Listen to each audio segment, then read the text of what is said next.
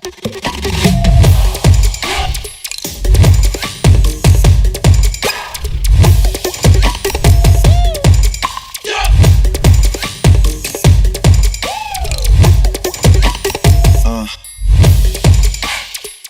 Account में से 900 रुपए थे? 920 रुपए थे। मैंने कोल्ड ड्रिंक ऐड छोड़ा 2.5 करोड़ का। यही उम्र है, जो दिल करे वो खाओ, जो दिल करे वो करो। बहुत से बोलते हैं मीठा नहीं खाना, गेहूं नहीं खाना, सब फालतू बात। आप भले ही फुटपाथ पे बैठे हैं, चाय की रेडी लगा रखी है, कुछ भी कर रहे हैं, आप खुश हैं सर।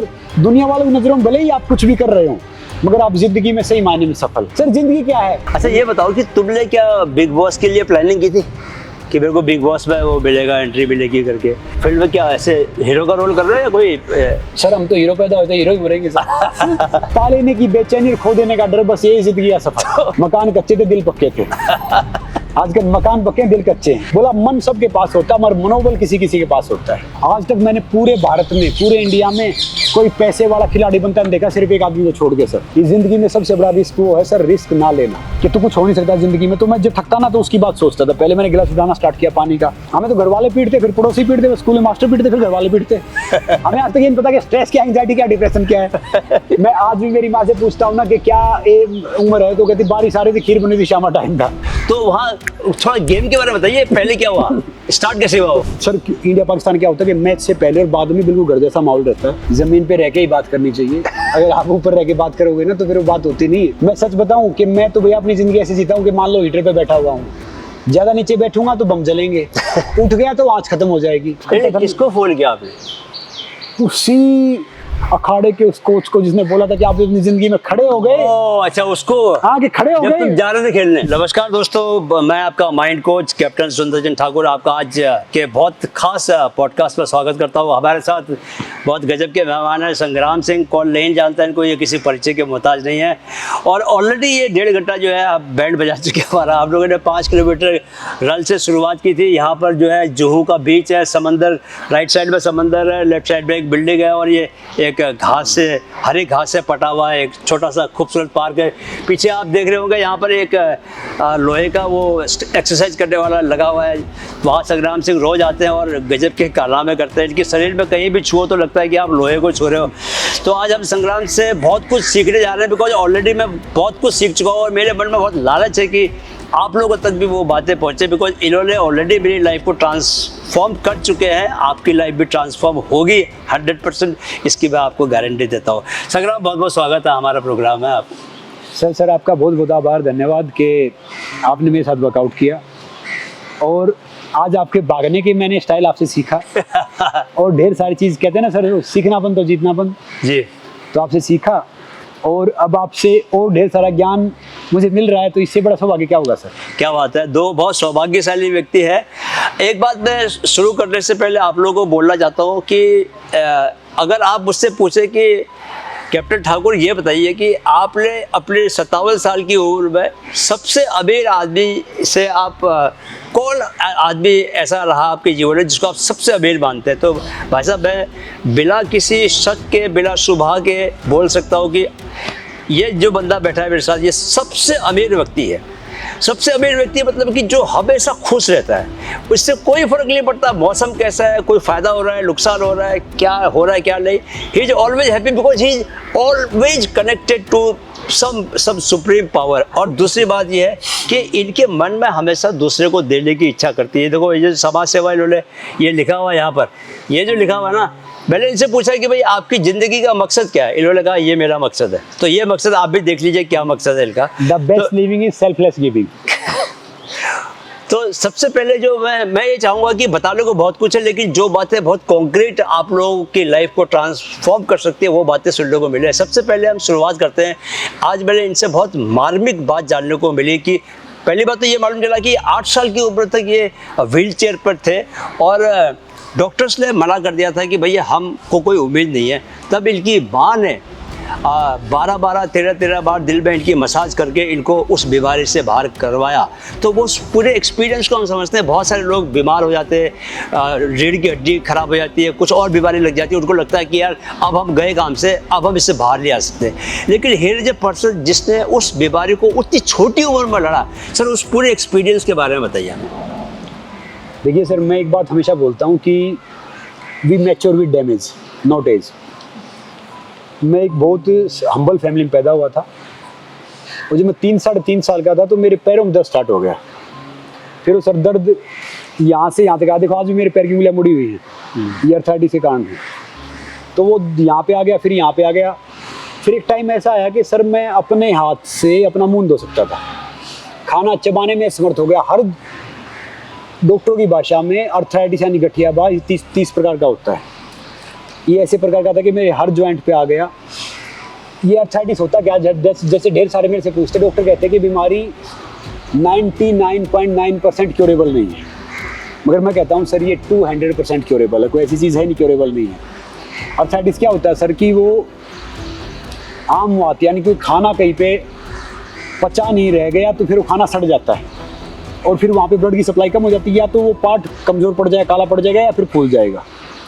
और फिर स्टीरॉयड डॉक्टर देते तो इनमें खून दौड़ता, हम सोचते हैं कि भाई आराम आ रहा है, फिर वो बंद करते, फिर हड्डियाँ काट देती, गैप बन जाता है, इसलिए डॉक्टर कहते हैं कि ठीक नहीं हो सकता। तो सर मैं उस पर आ गया था, और घर वालों ने एक बड़े से अस्पताल में दिखाया, हॉस्पिटल में दिल्ली, और इधर उधर से पैसे वैसे करके लेके आए। डॉक्टर बोला कि भाई इस पर आप खाऊंगा मेहनत कर रहे हैं, मुश्किल से ये सर्वाइव नहीं करेगा, 6 महीने मुश्किल वो करेगा।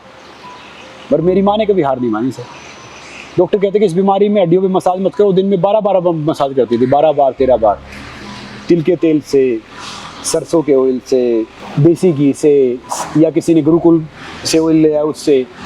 तो सर मैं कहता हूँ कि सेल्फ बिलीफ और ये सब कुछ है कि मेरी माँ अगर पढ़ी लिखी होती, ज़्यादा समझदार होती, तो मैं शायद ठीक नहीं हुआ था। तो सर मैं ही नहीं कहता कि पढ़ना लिखना वो है, मगर क्या है कि ये शरीर 5 तत्वों से बना है सर। प्रकृति से बड़ा कोई कुछ है नहीं, ना डॉक्टर है, ना साइंस है, ना बाकी चीज़ें। तो सर क्या था कि उन्होंने प्रकृति को माना, उन्होंने सेल्फ बिलीव किया, तो मैं ठीक हो गया। और ज़्यादा पढ़े लिखे होते तो उसी किताब पढ़ते रहते, डॉक्टर की भाषा में विश्वास करते। I respect all doctors. मैं पिछले 32 साल से सर माफ़ करना, ना मैं जानता, ना मानता, ना उनकी दवाई खाता, कम करता हूँ, बहुत कम। कोई रेयर कुछ हो जाए, डॉक्टर भी जान बचाते डिफरेंट वे में। मगर सर कोई भी बीमारी है, मैं आज बता रहा हूँ कि आर्थराइटिस है, जॉइंटिस है, बीपी है, डायबिटीज़ है, टीबी है, डोट, कैंसर है, ये कोई भी बीमारी है सर, ये लाइफस्टाइल डिजीज है। अगर हम इस शरीर को आलसी बना लिया, देर तक सोते रहे, उल्लू बन के रात भर जागते रहे, तो सर सारी बीमारियाँ आनी स्टार्ट हो जाएंगी। और आजकल के बच्चे बोलते हैं पार्टी एनिमल, फिर वो 40 के बाद चलते फिरते ना केमिस्ट बन जाते, 4 बजे खानी है, 7 बजे खानी है, 9 बजे खानी है, और सुबह बिफोर ब्रेकफास्ट, आफ्टर ब्रेकफास्ट ये सब करना है। तो फिर मेरा मानना ये है सर कि नेचर हर चीज़ को हील करता है। और वो दिन था, आज का दिन था कि योगा, नेचुरोपैथी, माँ की मेहनत, सेल्फ बिलीफ, काफ़ी अच्छे डॉक्टर मिले जिन्होंने गाइडेंस भी किया, काफ़ी कुछ किया, तो मैं ठीक हो गया ना। फिर ठीक हुआ मेरी लाइफ में सर, जो मेरा रिजेक्शन है वही मेरा मोटिवेशन है। एक बच्चा जो कभी खड़ा नहीं हो सकता था, चल नहीं सकता था, एक कदम चलता था थक जाता था, आज मेरा स्टेमिना मेरी ताकत है। बोल नहीं सकता था क्योंकि मेरे टंग से ऐसे ही सलाइवा आने लग जाता था क्योंकि बोलता था सर। फिर मैं रेसलिंग फेडरेशन ऑफ इंडिया का पहला ब्रांड एम्बेसडर, मोटिवेशनल स्पीकर बनता हूँ। आर्मी जवान से लेके IIT IIM या बाहर में जाने का मौका मिलता है, उनको प्रेरित करता हूँ भाई हाउ टू लिव लाइफ। मैं बहुत शायद सर टीवी पे मैंने सारे रियलिटी शोज़ किए, अब मैं फिल्म भी करने जा रहा हूँ सर। तो सारी चीज़ वो कर रहा हूँ जहाँ पे जो रिजेक्शन था। मगर मेरा मानना ये है कि जैसे आपने बोला सफलता असफलता, सर इस ज़िंदगी में सफलता असफलता कुछ नहीं है। अगर आपने पैसे कमा लिए, आप बड़ा घर ले लिया, बड़ी सी गाड़ी ले ली, बड़ी सी पोस्ट ले ली, और फिर भी आप बेचैन है ना सर, तो आप असफल इंसान हैं। आप भले ही फुटपाथ पे बैठे हैं, चाय की रेहड़ी लगा रखी है, कुछ भी कर रहे हैं, आप खुश हैं सर, दुनिया वालों की नज़रों में भले ही आप कुछ भी कर रहे हो, मगर आप जिंदगी में सही मायने में सफल। जो दिल का मलमलाहट है ना सर, अगर वो हमारा मिट जाता है ना तो हम सफल हैं, अगर बेचैनी रहती है तो हम असफल हैं। तो एक जापानी कंपनी ने रिसर्च किया था, एक हेल्दी बॉडी कीमत निकाली थी सर 319 करोड़ 99,89,920 रुपए। एक जापानी कंपनी, गूगल सर्च करना सर। किस बेस पर कि एक हेल्दी बॉडी का इक्वल वैल्यू 320 करोड़ के करीब है। अगर आपका अच्छे से हेल्दी है तो फिट इज न्यू रिच आजकल ट्रेंड है। जो इंसान स्वस्थ है वो इस संसार का सबसे सुपर अमीर है, सबसे खुश है, सबसे बड़ी इंसान है। बाकी चीजें तो सब आनी जानी चीजें रहती है। मैं एक बात हमेशा बोलता हूँ कि भाई जिंदगी में पहला कपड़ा लंगोट होता है सर, उसमें जेब नहीं होती। और आखिरी कपड़ा कफन होता है, उसमें जेब नहीं होती। तो क्या लेके जाना, क्या कुछ क्या था, मुट्ठी बंद किया था, मुट्ठी खोल के जाएंगे। और सर जिंदगी क्या है, पा लेने की बेचैनी और खो देने का डर, बस यही जिंदगी का सफर। भाई देखो एक बात बताओ कि ये तो वो संग्राम बोल रहा है जिस संग्राम ने सब पाया हुआ है, जिस संग्राम ने करके दिखाया है, जिस संग्राम से अंदर से जो संग्राम बहुत ही ज़्यादा मैच्योर हो गया है। बहुत सारे लोग हैं जो स्ट्रगल कर रहे हैं। तो आप हमें ये भी बताइए कि जो आपकी जो रेसलिंग की जो एक यात्रा रही, तो वो जो पाकिस्तान के आपने 2 रेसलर्स को हराया, आपकी रेसलिंग की जो जर्नी है, मैं चाहता हूँ कि हमारे ऑडियंस को उस जर्नी के बारे में भी आप बताएं। देखो सर क्या था कि जहाँ से मैं आया हूँ सर, वहाँ पे क्रिकेट का बैट आता था उस टाइम 30-40 रुपए का। हाँ। इतने पैसे होते थे नहीं। हाँ टेनिस बैडमिंटन थे नहीं सर, आज भी कम ही है टेनिस वेनिस तो ये सब। करेक्ट। लंगोट आता था 5 रुपया, कभी माँ ने सिल दिया, कभी बहन ने सिल दिया, या कुछ बच्चे कबड्डी खेलते थे। मगर कुश्ती एक हरियाणा में बहुत इज्जत का प्रतीक माना जाता है। मेरे गांव में दंगल हो रहा था पास में तो छत से ऐसे कुश्तियाँ दिख रही, तो एक दोस्त को बोला लेके चलो भैया मुझे। ये व्हीलचेयर होती थी सर, वो अखबार वाले लिखते थे, पैसा कहाँ होता था। हाँ धूप निकलता तब थोड़ी बॉडी मूव करती थी, चल लेते लंगड़ा वंगड़ा के, इस लकड़ी के सारे लंगड़ा के चल लेते थे। तो सर मैंने गांव में कुश्तियाँ देखी, वहाँ पे एक ऊंचे से टीले पे बैठ के पहलवानों को दूध मिल रहा, घी मिल रहा, पैसे मिल रहे, और बैठक होती थी ना सर, उसमें बात चलती थी, अरे वो उसका लड़का पहलवान है, उसने जीता। मैं पहलवान बना हूँ इज्जत के लिए, क्योंकि मुझे हर कोई मेरा मजाक उड़ाता था, हर कोई डिसरिस्पेक्ट करता था। तो मैंने सोचा यार खाने को मिलेगा, कोई मिलेगा, दूसरा इज्जत होगी, कम से कम कोई मेरा मजाक नहीं उड़ाएगा। पहलवानी करनी है। तो मैं किसी अखाड़े में चला गया, किसी बोला भैया कि अखाड़े में बोले ये सिखा दो, तो वो मेंटर सब बहुत हंसे मेरे ऊपर। किसी दोस्त को बोला लेके चलो भैया, तो उसने बोला कि भैया आप क्या करना है भाई। मैंने कहा जी मैं भी रेसलर बनना चाहता हूँ, पहलवान बनना चाहता हूँ। तो उसने बोला मेरा अनुभव है कि खंडर देके पता चलता थी इमारत कैसी थी, फलां देंगे, ढेर सारे जो नोट्स एग्जाम्पल होते हैं कि भाई आप तो अपने पैरों पे सही खड़े हो गए, चल लिए, भाग लिए, तो आपकी बिगेस्ट अचीवमेंट होगी। पहलवान बनना तो अगला जन्म में बनना। मैं थोड़ा टूटा। मैंने कहा जी आपकी नजर में रेसलर क्या होता है, पहलवान क्या होता है? बोला जो अपनी कंट्री को रिप्रेजेंट करे, देश का प्रतिनिधित्व करे। मैंने कहा मैं सिर्फ कर रहा, बोला तैयारी चल रही है, तो तैयारी चल रही है सर उधर। तो उस दिन मैं सर वाकई बहुत टूटा कि भैया हो नहीं सकता। मगर मेरे बड़े भाई थे, बड़े भाई साहब वो रेसलिंग करते थे, संजय कुमार उनका नाम है, अब टीचर है हरियाणा गवर्नमेंट में। आसपास एक गांव, आस पे मिट्टी कुश्ती लड़ते थे, उनको इंजरी हो गई। अब घर में कोई रेसलिंग का नाम लेना तो घर में सिर पे आए कि भाई एक तो था ही नहीं, और आपको सबसे ज्यादा वो मारते सर जो आपके सो कोल्ड वेल विशर या सो कोल्ड रिश्तेदार होते हैं, जो कहते हैं ना I am there for you, वो तो आपके साथ होते ही नहीं। जो लाइन बोले समझ ले वो है ही नहीं। फिर सर मेरे भाई ने अपना कैरियर भी मेरे लिए सेक्रीफाइस किया। भाई बोले तो मेरा बड़ा भाई, सगा भाई। सगा भाई, और रेसलिंग करता था। क्या करता है भाई? अभी टीचर है हरियाणा गवर्नमेंट में। भाई का नाम क्या है? संजय कुमार। अच्छा संजय कुमार। फिर मैंने गांव में मेरे पड़ोस में होते थे कल्याण जी के अखाड़े में जाना स्टार्ट किया। मैं इतना कमजोर था सर कि एक बच्चे ने ऐसे पुश कर दिया, फ्रैक्चर हो गया। अच्छा। तो कि मैं क्या करता था कि मैं बहुत कमजोर था, शाय था। मैं अपना जो एक बुरसट होती थी, जो स्कूल में जाते थे वही बुरसट पहन लेते थे, मैं उनको चिपके देखता था। बाद में उनके जाने के बाद निकाल के मिट्टी में वो करने की कोशिश करता था। किसी ने देख लिया, मुझे पुश कर दिया, फ्रैक्चर हो गया। फिर धीरे धीरे एक पंडित सतवी महाराज जी थे, उनके अखाड़े में गया, उनसे मैंने बहुत कुछ सीखा। उन्होंने अपनी जिंदगी अवधि उन्होंने कहा कि मैं चाहता हूँ कोई पहलवान नहीं बने। मैंने कहा जी क्यों? बोला मैं चाहता हूँ कि भाई आप सब हेल्दी हो जाओ, स्ट्रॉन्ग बन जाओ, तगड़े बन जाओ, नौकरी लग जाए, फिर आपके बच्चे हेल्दी, उनके बच्चे हेल्दी, समाज सुधर जाएगा, समाज सुधरा देश सुधर जाएगा।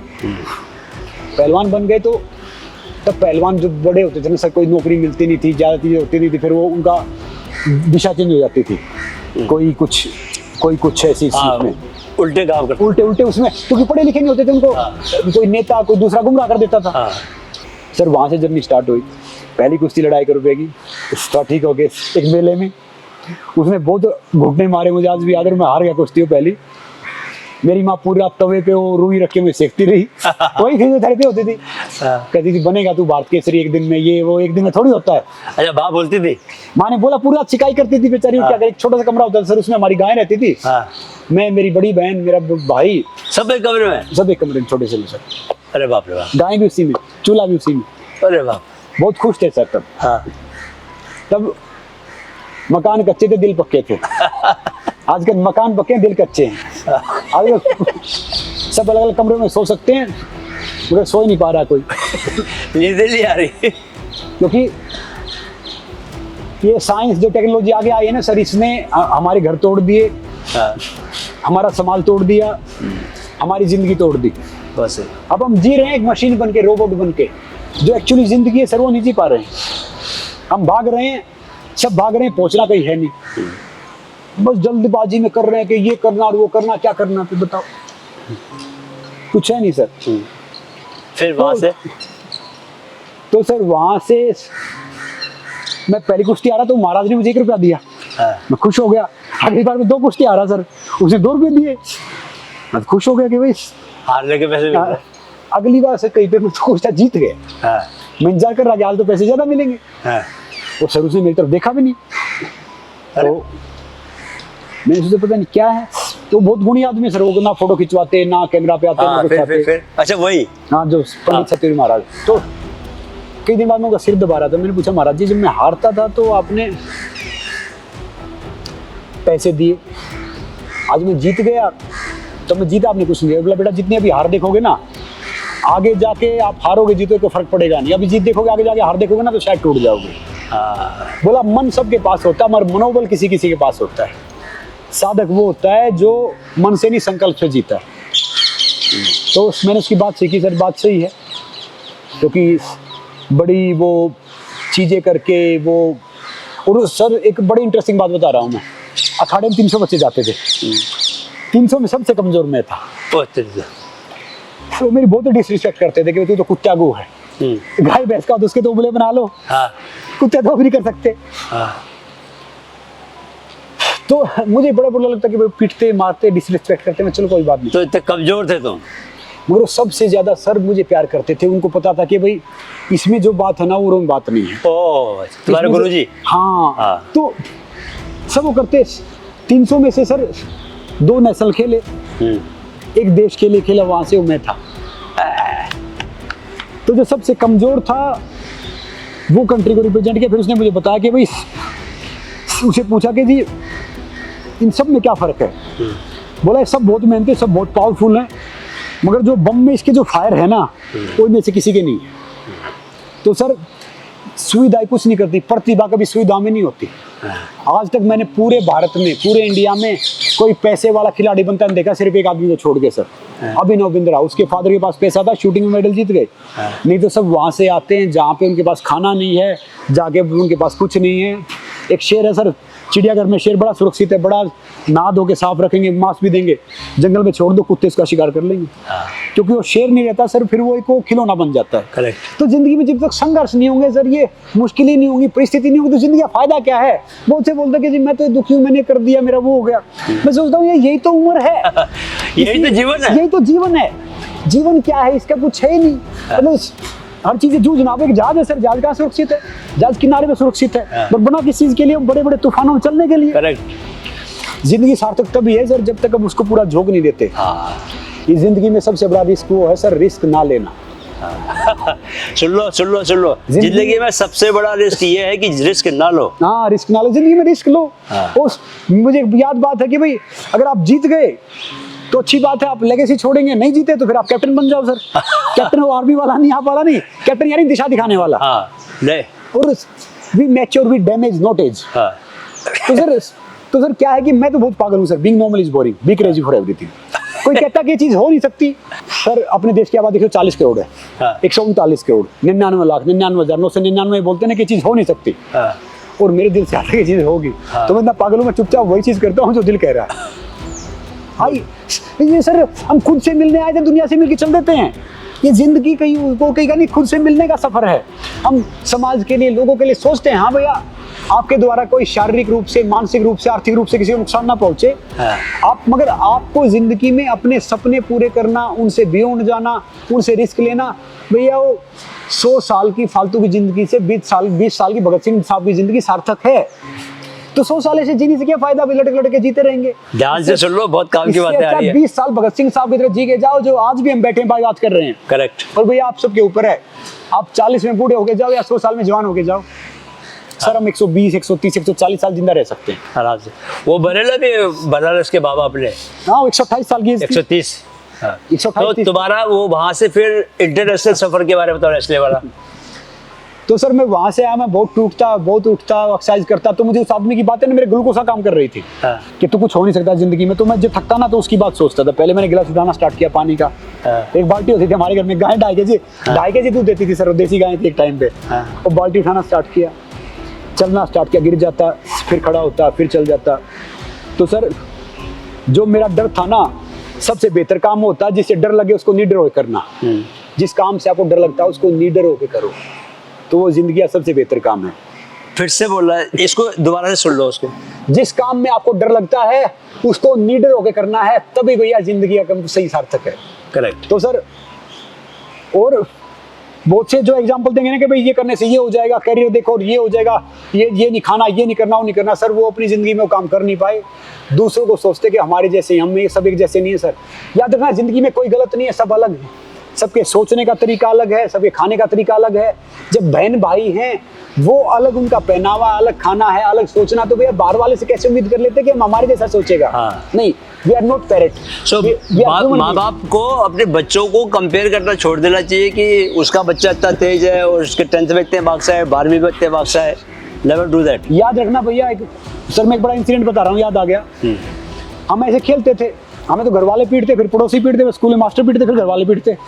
हमें आज तक ये नहीं पता कि स्ट्रेस क्या, एंजाइटी क्या, डिप्रेशन क्या है। और हमारा टारगेट होता है मर पढ़ के 33% नंबर ले लो भैया। तो पता नहीं पढ़ाई मुश्किल सी थी सर, ये क्या था, आजकल के सारे बच्चे 99% लेके आ जाते हैं। हाँ। अब मैं सोच रहा हूँ यार, ये तो देश के लिए बड़ी समस्या ही बात है।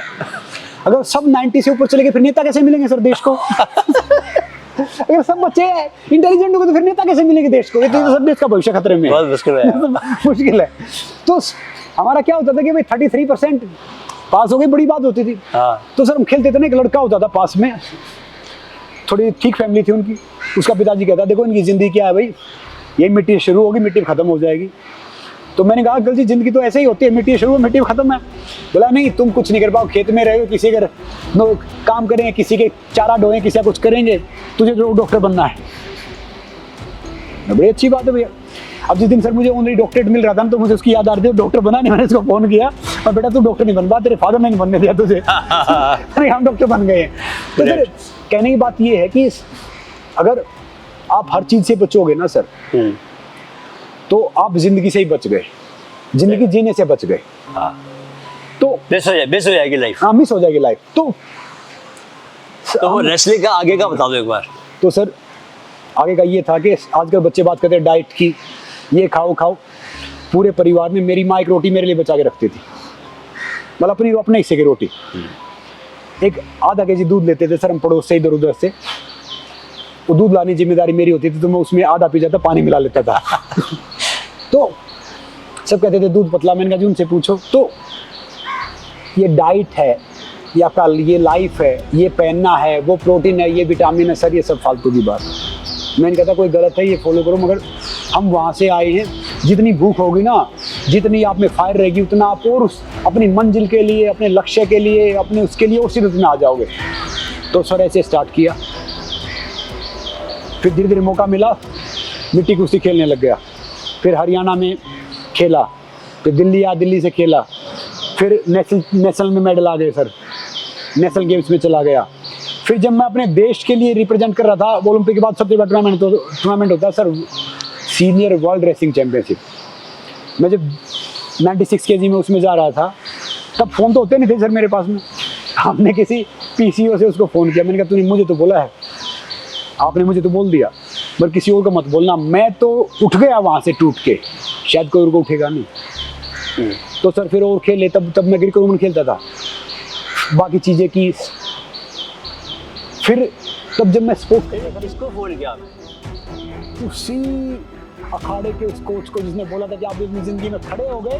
अच्छा, उसको आगे खड़े हो जब तुम गए। जा रहे थे खेलने, जब मैं खेलने जा रहा था एयरपोर्ट से, मैंने PCO से मैंने कहा पड़ोस में उसको बुलाया। तुमको याद है वो बात? सर मैं उसकी बात तो मैं सो ही नहीं पा रहा था। ओहो, वो मेरे लिए ग्लूकोज का मतलब वो काम करती थी कि भाई मेरे लिए वो विटामिन था। ये तो फिल्म का सीन है बहुत तगड़ा। तो मैंने उसको फोन किया सर, वो बुला के PCO से, हाँ।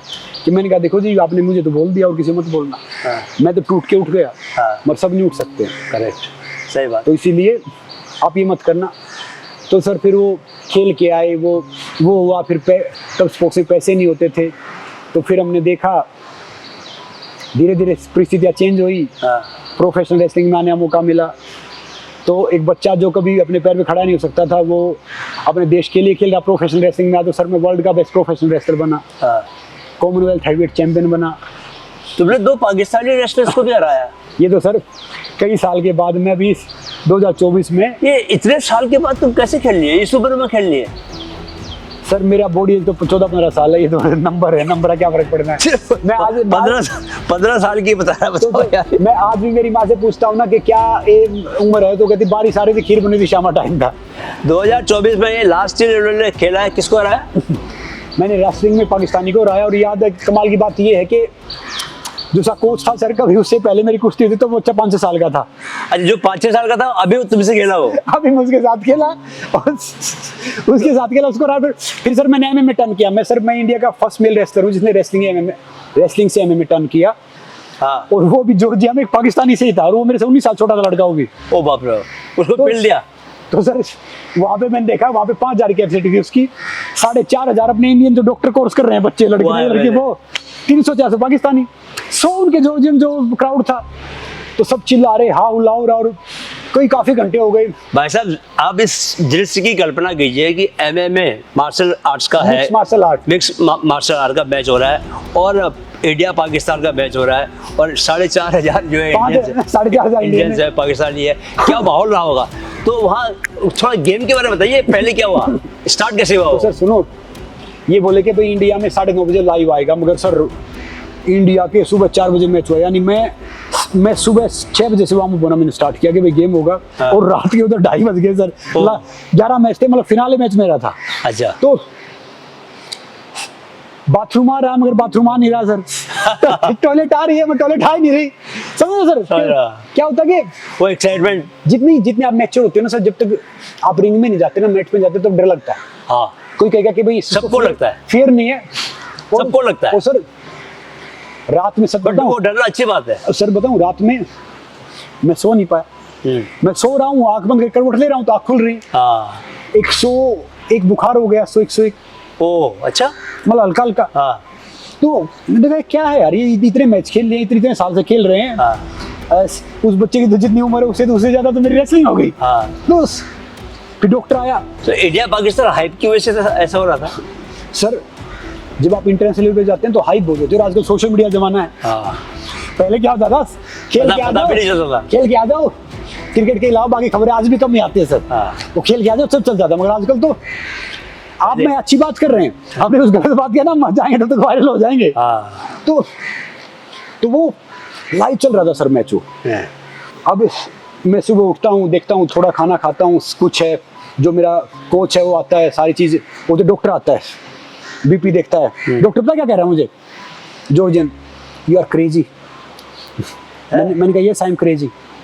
बोला this is the age you should maintain your BP, your heart, your BP सब ऊपर बढ़ा हुआ था। You should this. बोला तुम यार अबव 40 तुम मैच खेल रहे हो, 44-45 साल की एज में, तुम पागल तो नहीं हो? मैंने कहा पागल तो? बोला कितने? बोला मेरी 42 साल है। उसकी 42 साल में बाल सब उड़े हुए थे। मैंने कहा भाई साहब देखो, आपने अपने शरीर से ज्यादा काम ले लिया है। हम तो अपने शरीर को बचा के रख के आए हैं।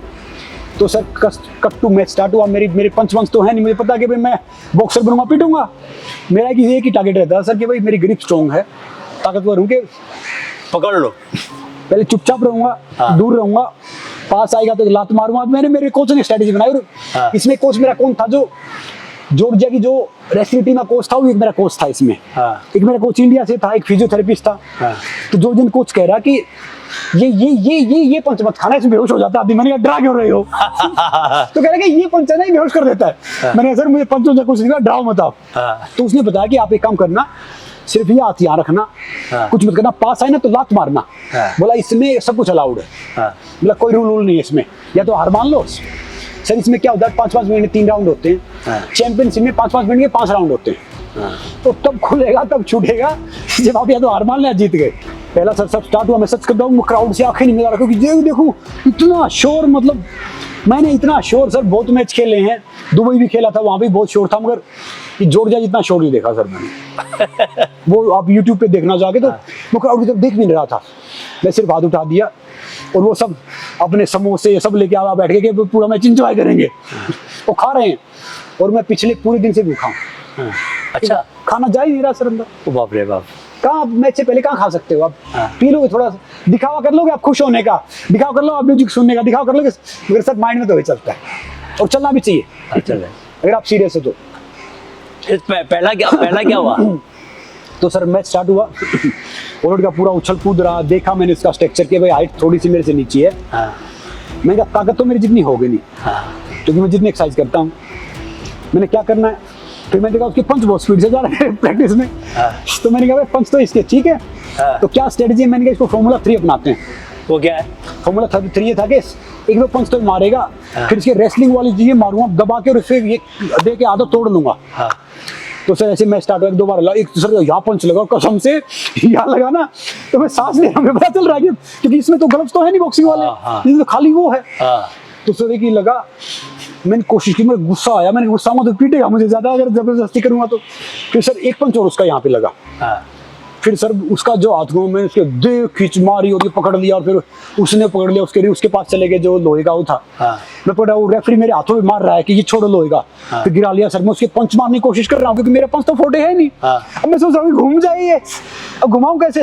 वो सर नीचे से मुझे पीट रहा है, उसने नीचे से मुझे 2 पंच मार दिए। तो मैं सोच रहा बड़ी दिक्कत है, मैं उसको उल्टा किया सर, उल्टा करते क्योंकि रेसलिंग में फिर सर मैंने ग्रिप टाइट किया और एक दाव होता है रेसलिंग में, टंगी डालना ये सब करना, वो करके फिर इसका पकड़ा हुआ था। तो सर जितनी ताकत थी ना मैंने वो कर दिया, उसने तब भी वो टैप करने के बाद मैं थोड़ा पागल हो गया था, मैं छुड़ा नहीं। फिर उसने जो दूसरा रेफरी था ना उसने मेरे मुक्का मारा, तब छोड़ा, तब मैं उठा सर। अच्छा, टैप करके उसने सरेंडर कर दिया? उसने सरेंडर कर दिया, मुझे सरेंडर क्योंकि बॉडी इतनी गर्म हो गई, पता नहीं चल रहा था कि सरेंडर हो गया। करेक्ट। तो उसने मुक्का मारा मुझे, तब मेरी वो होश टूटे, तब मैं उठा, तब मैंने देखा तो उसके आँख वाक से, उसके नाक वाक की उसकी स्थिति थोड़ी खराब थी। मैंने कहा बेहोश हो जाता है तो, और मेरी आंखों में सर खून सा उतरा हुआ था। फिर मैं खड़ा हुआ चुपचाप, मैंने ऐसे हाथ जोड़े, उसको भी गले से लगाया, उसका देखा कि भाई ठीक है, उसे कोच से ही मिला। सर इंडिया पाकिस्तान क्या होता है कि मैच से पहले और बाद में बिल्कुल घर जैसा माहौल रहता है। कोच ही कहता है भाई सबसे हार जाना मगर इनसे मत हारना, ना कोच भी सेम कहता है कि सबसे हार जाना इनसे मत हारना। तो सर वो मैच था, मगर सर मेरा मानना ये है कि मेरा खेलना जीतने हारने के लिए नहीं है। अब उन सब बच्चों के लिए खेलता हूँ जिनकी आंखों में खेल का सपना है कि भाई जब मैं 40s में कर सकता हूँ तो they can do in 20s 30s। और तुम अभी और भी खेलोगे क्या? सर अभी सोच रहा हूँ 5 साल खेल लूँ। 50 साल तक खेलोगे? सर क्या फर्क पड़ता है, आज तक किसी ने 50 साल तक खेला है? सर मुझे लगता है कि इस एज में मैं स्टार्ट करने वाला तो वर्ल्ड का पहला ही आदमी हूँ। देख लो दोस्तों, किससे मिलवा रहा हूँ आपको। तो इस एज में कोई मार्शल क्या बोलते हैं इसको, मिक्स मार्शल आर्ट स्टार्ट नहीं करता, मतलब मैं पागल हूँ जो स्टार्ट किया है। देख लो तो दोस्तों, हम लोग अभी वहाँ धूप आ रही थी, वहाँ से नीचे ज़्यादा अच्छी जगह आ गए हम लोग, अब जमीन पे आ गए सर। तो जमीन पे रहते हुए बात करेंगे। जमीन पे रह के ही बात करनी चाहिए, अगर आप ऊपर रह के बात करोगे ना तो फिर वो बात होती नहीं है। सही बात है। तो देखो, मेरा लालच दोस्तों ये है कि संग्राम से ऐसी बातें निकलवाएं जो बहुत सारे आजकल के जो यूथ है बहुत डिप्रेसिंग बातें करते हैं, बहुत से सवाल पूछते रहते हैं मुझसे कि कैसे करें, जॉब करें, जॉब कैसे, लोग जॉब छोड़ना चाहते हैं अपना, कहते हैं कि डर लगता है हमें कैसे छोड़ें। तो मैं ये देखता हूँ कि यंग लोगों में फिटनेस को लेके भी बहुत ज़्यादा उनमें इंथुजियाज्म दिखता नहीं है मेरे को। तो ये आज का जो यूथ है ना सर, जरा कुछ बातें बताइए कि जो यूथ आपकी बातों को सुन ले उसकी ज़िंदगी बदल जाए। देखो भैया, आप जिंदगी को सुरक्षित करने चक्कर में रहोगे ना, भविष्य को आप सेव करने चक्कर में रहोगे, सुरक्षित करने चक्कर में रहोगे, तो सबसे बड़ा असुरक्षित वही है। हाँ, जिंदगी में सोच के, डर के या बहुत सेफ रह के नहीं करना कुछ काम। मैं सच बताऊं कि मैं तो भैया अपनी जिंदगी ऐसे जीता हूं कि मान लो हीटर पे बैठा हुआ हूं, ज्यादा नीचे बैठूंगा तो बम जलेंगे, उठ गया तो आँच खत्म हो जाएगी। यानी लाइफ में एक पंगा खत्म होता है, दूसरा पंगा ले लेता हूँ। तो लाइफ में भैया एक देखो, एक याद रखो, सिंपल लाइफ जियो, कंफर्ट जोन में रहो तो फिर भैया आप नॉर्मल रहोगे, फिर आप उसका बनोगे नहीं, मतलब कोई चीज़ जिंदगी में तो नहीं जान पाओगे। जिंदगी में तो उन्होंने जाना है कि भाई अपनी जिंदगी में रिस्क लो। अब आपने सोचा कि भाई जॉब है, मेरा EMI कैसे जाएगा, मेरा ये चीज़ कैसे जाएगा। देखो, एक वो बेसिक जीना अच्छी बात है उसकी प्लानिंग करना अच्छी बात है, मगर ये नहीं कि भाई उसकी प्लानिंग में आप जिंदगी जीना ही छोड़ दो। अपने सपनों को मार दो। मैं सच बताऊं सर, हाँ 90% आदमी वो काम करते हैं जिसके लिए बने ही नहीं थे। हाँ करेक्ट। आपको सफलता तब मिलेगी, मान लो कोई स्वभाव क्या है आपका स्वभाव? नहीं, स्वाभाविक में एक सर मान लो कि मैं बना हूँ स्पोर्ट्स के लिए और मैं कोई आर्किटेक्ट में बिल्डिंग बना रहा हूँ, मैं आर्किटेक्ट बन गया हूँ, बिल्डिंग बना रहा हूँ। अब कोई सिंगर है, वो मोची का अच्छा काम जानता है, वो गाने गा रहा है, और बेचारा कोई मोची है, वो सिंगिंग अच्छी करता है, वो जूते कर रहा है। तो हमारे देश में ऐसा ही हो रहा है, हमारे देश में नहीं, वर्ल्ड वाइड ऐसा ही हो रहा है। वर्ल्ड वाइड हम है ना अपने सपनों के आगे हार जाते हैं, तो भैया सपने जिंदा रखो। वही स्ट्रेस है। अच्छा ये बताओ कि तुमने क्या बिग बॉस के लिए प्लानिंग की थी कि मेरे को बिग बॉस में वो मिलेगा, एंट्री मिलेगी करके? तुम तो अपना जीवन जीते रहे ना। सर बिग बॉस जैसे मैंने ढेर सारे शो किए हैं। हाँ बिग बॉस तो एक लाइफ का वन ऑफ द शो है, मैंने कई इंटरनेशनल सीरीज की है, सर्वाइवर है, ढेर सारी चीजें हैं, तो वो तो एक पार्ट का लाइफ है। तुमने प्लान करके किया क्या? सर ये तो बिग बॉस वाला शो आ गया, मेरे जैसे आदमी मिल गया उनको। उससे पहले पता क्या सोचते थे करेक्ट कि भाई शो में वो आदमी आते हैं कि जिनका करियर खत्म है हाँ। या कंट्रोवर्शियल है। हाँ मैं पहुंचा सर, मुझे उन्होंने वैसे जब सेलिब्रिटी जाते थे अप्रोच किया ऐसे ठीक ठाक, मैंने घर खरीदा था सर, हाँ तो आ गए भैया ये कदम रख दो, इतने पैसे देंगे। तो मैंने आइडिया लगा कि भाई ठीक है 40 लाख रुपए एमजी दे रहे हैं, कुछ दे रहे हैं, और एक सप्ताह का उस टाइम 4-5 लाख रुपए मुझे देते थे सर। तो मैंने कहा भाई 60 लाख लोन है तो उतर जाएगा, इतने सप्ताह में रहा तो हाँ। इसने क्या था, मैंने कहा पहले देखा नहीं सर, बाद में भी देखा, हाँ क्योंकि वो मतलब शो अच्छा था, उससे मुझे फायदा, और मैं उसको अपने लेवल का शो नहीं मानता सर। हाँ तो मैं जब शो की प्लानिंग कर रहा था तो शो का जो चैनल का एडो क्रिएटिव आई कि आप अंदर जाए क्या करोगे, हाँ तो मैं चुपचाप बैठा। मुझे क्या, मैंने कहा जी अगर आप सामान भेज दो जहाज बना दूंगा। तो वो भागे सर, मेरे से 1 मिनट भागे, अच्छा समझ रहे हो? तो हाँ। मैं बहुत देसी आदमी, 20 रुपए निकल 30 रुपए बनियान पहन रखी है, अखाड़े के बाहर डेयरी से वो लेते थे, खरीदते थे। वहाँ लोग एलवी का बड़ी बड़ी बात करें, बिग बॉस से चीज सीखी सर मैंने कि आप रियल जिंदगी जियो। वो बहुत से कहते कि I have started 10 films 10 villages, ये सब मैं सोचता था मैं तो पैसे के लिए आया हूँ, ये सब इतने बड़े बड़े आदमी कैसे फंसे हुए हैं?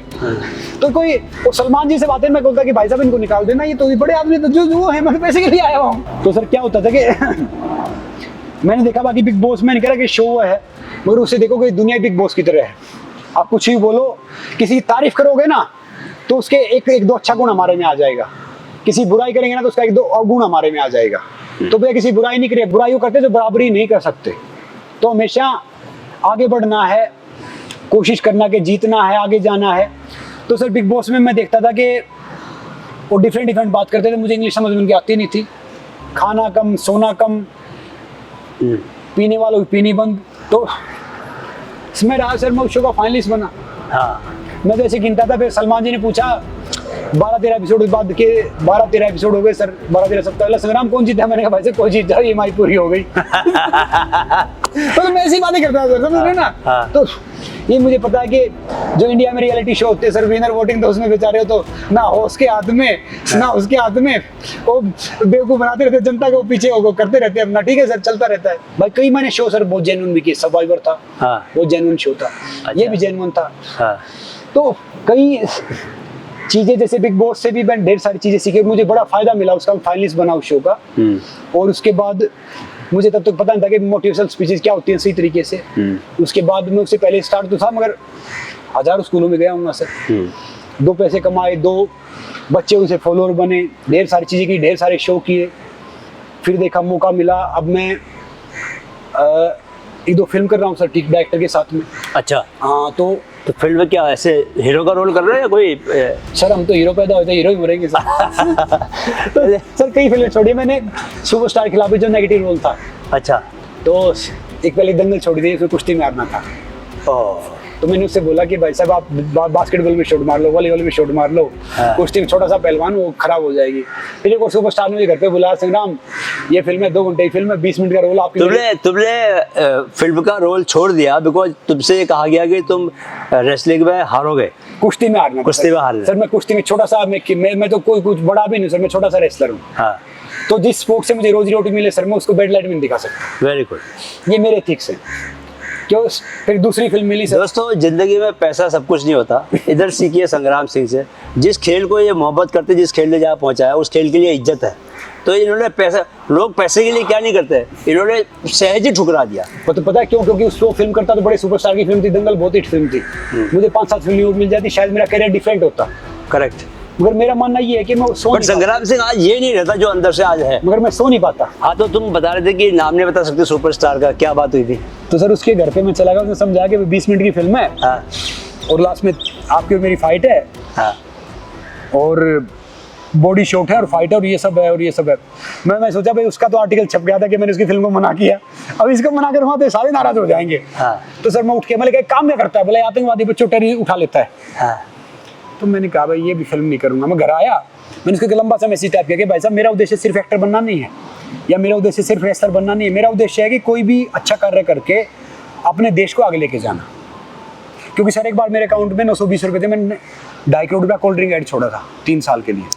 आपके अकाउंट में से 900 रुपए थे? 920 रुपये थे, मैंने कोल्ड ड्रिंक ऐड छोड़ा था 2.5 करोड़। 2.5 करोड़ का? हाँ, गूगल पे जाना पड़ना जाके, एक बड़ी ब्रांड थी अमेरिका की। हाँ क्यों छोड़ा था, मैं किसी घर पे ही रह रहा था ऐसे ही कि सुबह आ गए मेरे पास में कि ऑडियो लगेंगे, लाखों ही फैन फॉलोइंग होगी, ये सब होगा वो सब होगा। तो मैंने इसको बोला भाई 2 बच्चे ही फॉलो कर रहे तो उनको जहर पिला रहे हैं। और मेरा ये मानना है कि भाई रात को सुकून से सोना तो दिन भर ईमानदार रहना पड़ता है। तो मैंने छोड़ दिया सर वो। फिर वो एरिया मैनेजर का फोन आ 2-3 दिन बाद, who are you, we have Salman, Dhoni, ETC। मैंने कहा सब अपने भाइयों कर लेंगे ऐड, सो घर पैसा घर में रह जाएगा। मगर भैया अब 920 से 610 रह गए, दूध के लिए खर्च कर दिए पैसे 2-3 दिन में। ये भी निकाल के दूंगा, फ्री में ऐड करूंगा अगर आप बोलो टॉयलेट साफ करना है तो। क्या बात? तो सर फिर मैंने उसको मैसेज भेजा, फिर सुपरस्टार ने फ़ोन किया, देख संग्राम मेरी फिल्म को करना ज़िंदगी बदलना है, कई फिल्में मिलेंगी। मैंने कहा भाई साहब बिल्कुल सही कह रहा हूँ, आप तो बहुत बड़े, मैं तो बचपन से आपको देख के बड़ा हुआ और ये मेरे लिए बहुत बड़ी बात थी कि मैं फिल्म करूँ। मगर भाई साहब मेरा आना दिल ही नहीं मान रहा, मैं तो हीरो पैदा हुआ था, हीरो ही मरूंगा। समझे ना सर? हाँ। तो मेरे मुंह से ऐसी बात निकली और फिर बोला अच्छा ठीक है। मैंने कहा ठीक है। वो थोड़ा नाराज भी हुआ। हाँ। मैंने कहा भैया कोई बात नहीं, दुनिया की नाराजगी ठीक है भैया, अपने दिल को नाराज करने से बेहतर है। दिल को नाराज मत करो, इस इंसान को नाराज मत करो। हम सबसे झूठ बोल सकते हैं, उससे और इससे झूठ नहीं बोल सकते। करेक्ट। तो कहते हैं ना कि दुनिया से मिलने आए थे, खुद से मिलने आए थे, दुनिया से मिलके चल दिए। तो भी खुद से मिल लो। तो और याद रखो भैया, अपने सपनों मत बनने दो। जब तक दुनिया वाले आपके सपने पे हंस नहीं रहे ना, तो समझ लो आपका सपना छोटा है। और जिस पे जमाना हंसता है, इतिहास वही रास्ता, इतिहास पागलों में से कोई रास्ता है। समझदार तो बैठ के पढ़ते हैं भैया, ये किया था, वो किया था, वो हो गया। पागल बनो। खुद से मिलो का मतलब है बेसिकली खुद को पालो, क्योंकि आप अगर 80 लाख योनियों के बाद इंसान का जन्म मिलता है, उसमें खुद को पाने का मतलब है कि यू हैव अपने को, यू हैव फाउंड इट। तो जिसने खुद को पा लिया उसको बाकी चीज़ों की चिंता करने की जरूरत ही नहीं है, सब कुछ उसके अपने आप ही अच्छा हो जाएगा। कबीरदास साहब जब जिंदा थे ना, तो लोग कहते थे तो पागल आदमी जुला, इसे कुछ नहीं पता, 4 बातें दोहराता रहता है। हाँ। आज सर लोग उसे PhD करते हैं। तो अच्छा, आपकी सबसे बड़ी स्ट्रेंथ बताओ। मेरी सबसे बड़ी स्ट्रेंथ है, जो मेरा वीकनेस है वही मेरी सबसे बड़ी स्ट्रेंथ है सर। कि उस वीकनेस पर काम करना। उस वीकनेस देखो क्या था कि जब मैं रेसलिंग में आया तो मेरे पैर में फ्रैक्चर हो गया, घुटनों में। तो कोच को मैं बोला क्या करे, बोला आपके हाथ बहुत मजबूत है, इनको इतने मजबूत बना लो कि आपकी वीकनेस छिप जाए। ओह। तो सर मैंने हाथों को इतना मजबूत बना लिया, मैं खड़े में आया तो बच्चे, मुझे पता नहीं था पहलवानी क्या होती है। वो कहते थे पेड़ों पे हाथ मारो, पत्थरों में हाथ मारो। मैं सर एक्चुअली पेड़ों में हाथ मारता था, हाथ फूट जाते थे, पत्थरों में मारता, सब हंसी मजाक उड़ाते, मेरे सामने चुप रहते। सिर्फ सर स्टेट नेशनल आन तो जिसके हाथ मार रहा था ना, मेरे को टैलेंट नहीं था, मेरे को कोई टैलेंट नहीं है, मैं हार्ड वर्क बहुत करता हूँ और हार्ड वर्क भी टैलेंट। तो मैं जिसके हाथ मार रहा था सर वो गिर रहा था। तो आज भी मेरे में जो मेरी ताकत है ना सर, मेरी ताकत, मेरा स्टेमिना, वही मेरी वो। बाकी मैं टैलेंटेड नहीं हूँ। बाकी बच्चे 1 दिन में सीखते थे, मैं कहते 3 दिन में सीखता था उसको। सच बता रहा हूँ। मगर वो जो सीख जाता था ना, फिर वो आ जाता था। तो जो मेरी कमजोरी थी, मैंने उनको, जो मेरे डर थे, फियर थे, उनको मैंने अपनी स्ट्रेंथ बना लिया सर। बस जिस चीज से डर लगता था वो वही चीज करते थे। जो चीज डर लगता था वही चीज करता था। जैसे मुझे हाइट से डर लगता था, मैंने एक शो किया sir, IRT, highest road trucker. उसमें तब तो रोड नहीं बने हुए थे, मनाली से वर्ल्ड हाईएस्ट मोटर रोड और ये सब, मंदिरा बेदी और एक वरुण शर्मा, हम तीनों थे। वो मेरे गले रख के रोते कि हमें डर लग रहा है। और सर मुझे तो, मैं तो हाइट से डरता था, मेरे पसीने सूखते थे। मैं सोचता मैं तो रो भी नहीं सकता इनके सामने। अच्छा, वो तुम्हारा सहारा ढूंढते थे कि संग्राम अभी वो डर लग रहा है। मैं मन मन कर यार, मैं तो तुम्हारे से ज्यादा डरा हुआ हूँ। ना मैं बात शो के प्रोड्यूसर को बता सकता, ना मैं STT वालों को बता सकता, क्योंकि तुम्हारी इमेज ऐसी बनी हुई है। ऐसी बनी हुई। और सर सच बताऊं, मैं राम का नाम लेके वो 16,000 फीट खाई और मैं ऐसे बाल करता था और रोज। सर सब याद डरना। और याद रखो, कभी खुद टूटने मत दो पब्लिकली।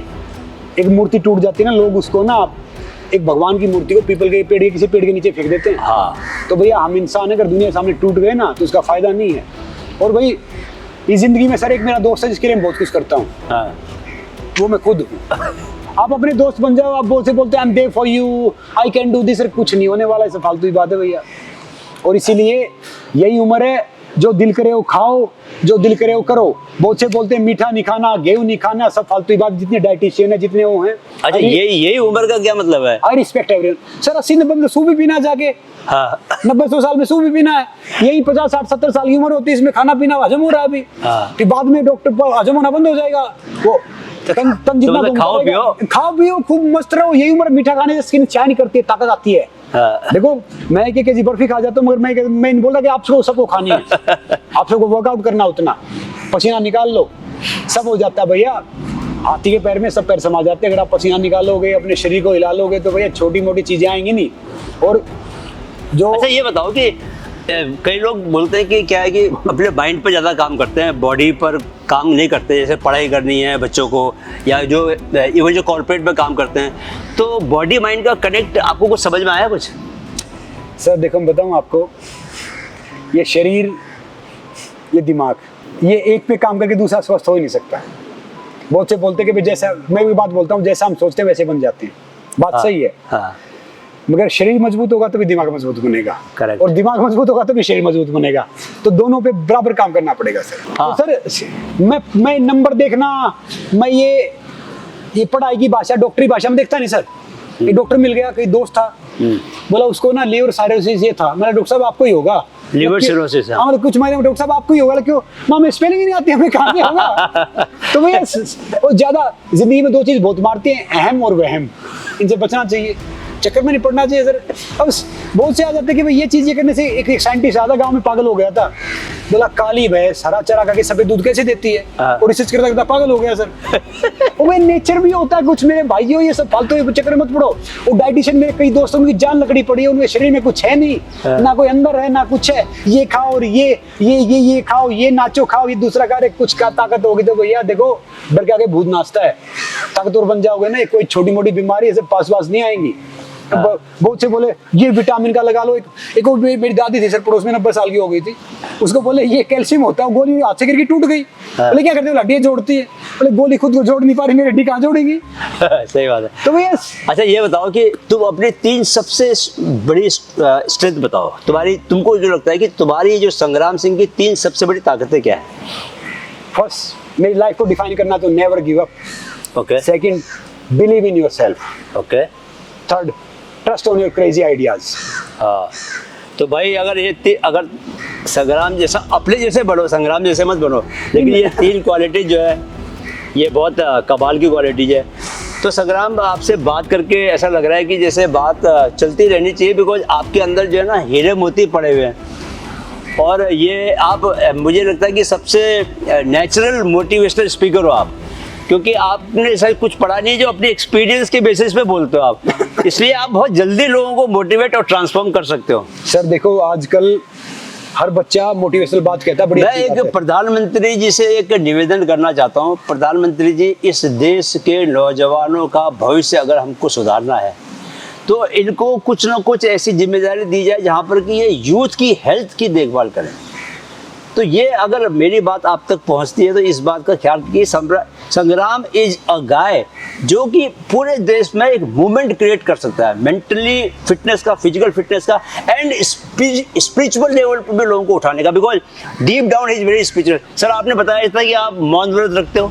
जी, मैं एक दिन सप्ताह में फास्ट रखता हूँ गैजेट का।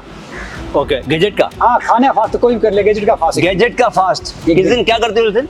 उस दिन मैं सर मोबाइल कुछ भी टच नहीं करता। पूरे दिन सर। कौन सा दिन होता है वो?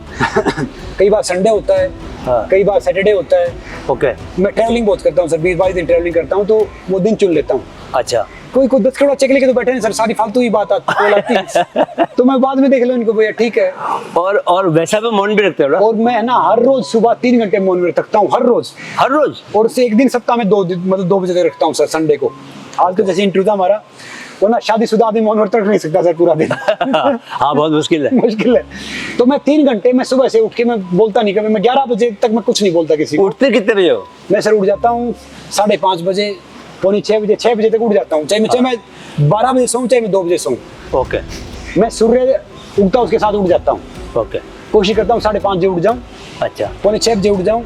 कल मैं भी थोड़ा लेट हो गया था, मगर फिर भी मैं 5:55 पे उठा सर मैं। ठीक। तो ऐसे में उठता हूँ और भैया कुछ भी खा लो, कुछ भी पी लो, जो आपने फील कर लिया ना, मान लो हम तालाब का पानी पी रहे हैं, हमने सोच लिया ना कि भाई संसार सबसे बेहतरीन। हम आपके ना लाइफ के स्पिरिचुअल एस्पेक्ट पे बात कर रहे हैं। तो मौन व्रत रखते हो आप, उसके अलावा जो चीजें स्पिरिचुअल से जुड़ी होती हैं उसमें आप? सर हर रोज हनुमान चालीसा करता हूँ। अच्छा। मैं हनुमान जी को बहुत मानता हूँ। ओके।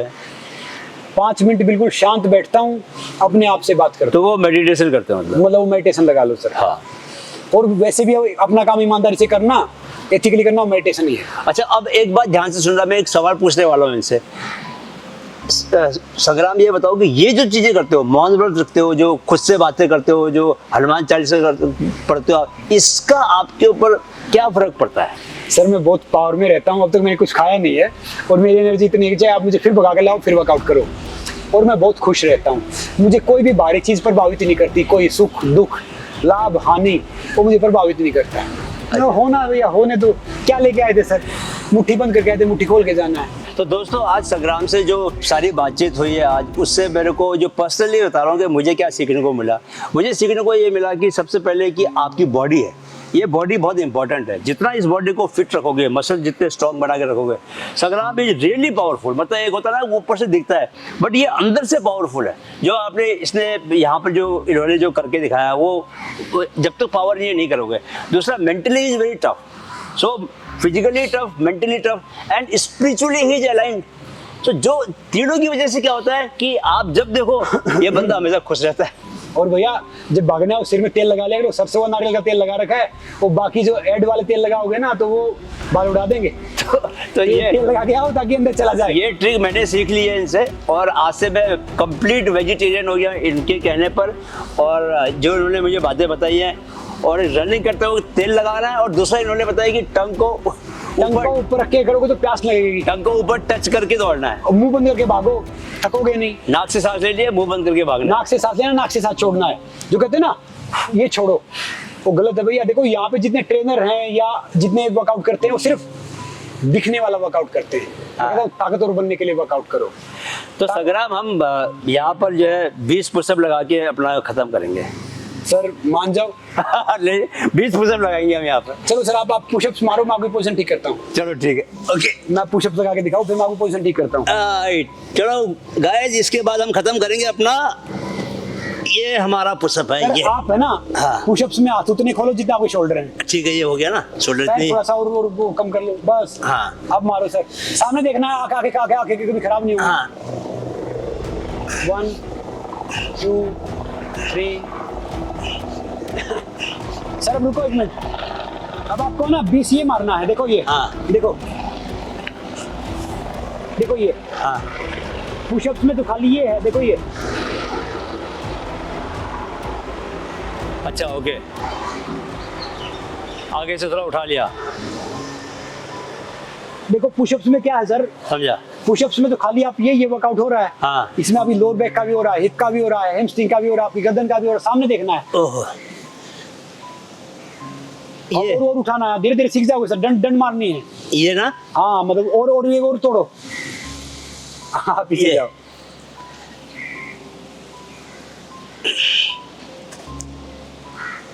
ऐसा है ना। चलो ओके, राइट। तो संग्राम, बहुत मजा आया। मैं ऐसे भागता हूँ। कैसे? ऐसे भागता हूँ। तुम्हारी बात ही कुछ और है भाई। तुम ज़्यादा आदमियों की शैतान हो, पता नहीं, समझ में नहीं आता है। इतनी पावर इकट्ठी कर रखी। गाइस, बहुत मज़ा आया आज, और संग्राम से बहुत कुछ सीखने को जा रहे हैं, और जल्दी इनको बीच बीच में हम लेके आते रहेंगे, बिकॉज कौन मिस करना चाहेगा बताओ। संग्राम, एक डिपार्टिंग, एक लास्ट जो 1 लाइनर आपके रहते हैं, तो एक आपका लास्ट 1 लाइनर क्या है? देखो भैया, मैं एक बात कहना चाहूँगा कि अपनी लाइफ को ना इम्प्रूव करने पे ध्यान दो, प्रूव करने पे नहीं। और अपनी लाइफ में खुद चैंपियन बनो। देखो चैंपियन वो नहीं होता जो मेडल जीता है, ट्रॉफी जीता है, फर्स्ट आता है। चैंपियन वो होता है जो लगातार कोशिश करता है। तो भाई आप लाइफ में कहीं पे भी हो, जब जागो तब सवेरा। और हम पेड़ थोड़ी, हम तो इंसान है, कोई चीज़ ये नहीं हो रही तो मूव कर सकते हैं। तो Correct. लाइफ में कभी हिम्मत नहीं हारनी है, लक्ष्य नहीं बदलना है, रास्ते बदल सकते हो। तो जिसके पीछे लगे हो, जो आपका लक्ष्य है उसकी तरफ भागो। भाग नहीं सकते चलो, चल नहीं सकते तो बैठ जाओ, बैठ नहीं सकते तो लेट जाओ, मगर आपका मुंह उसी दिशा में रहना चाहिए जिस दिशा में आपको जाना है, जो आपकी मंजिल है, जो आपका सपना है। हाँ। तो never ever give up. Life is a beautiful journey, enjoy every time और प्रेजेंट में जियो। प्रेजेंट में जियो, ये लास्ट में सबसे बड़ी बात जो इन्होंने लास्ट में निकली है, प्रेजेंट में जियो। Every moment is the most blissful moment. अहम ब्रह्मास्मि की फीलिंग आएगी जब आप प्रेजेंट मोमेंट में रहोगे। Thank you very much tiger. Thank you sir. या